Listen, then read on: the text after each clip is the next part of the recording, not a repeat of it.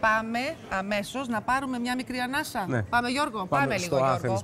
Πάμε στο Athens Brass εδώ που μπήκε έτσι δυνατά και θα συνεχίσει δυνατά, όπως όλη η βραδιά. Λοιπόν, δεν ξέρω τώρα, είμαστε και λίγο πλάτη. Ο κύριος Δίσκος λοιπόν.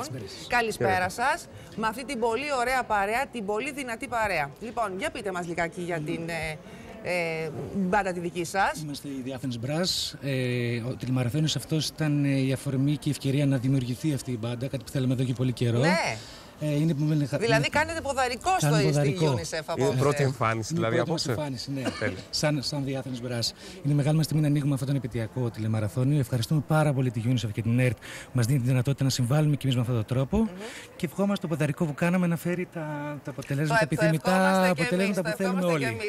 Αν και με τη δύναμη έτσι και τη δυναμικότητα με την οποία μπήκατε, φαντάζομαι ότι θα είναι σίγουρο το ποδαρικό το καλό. Λοιπόν, σας ακούμε. Πάμε. Σας ευχαριστούμε πολύ, παιδιά.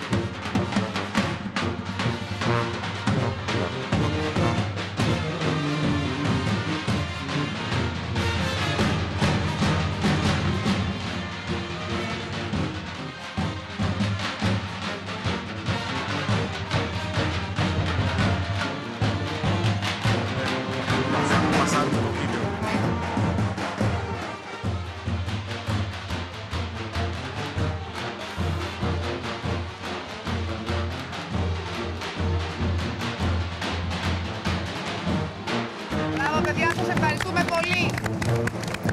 Λοιπόν, εσείς συνεχίζετε να τηλεφωνείτε.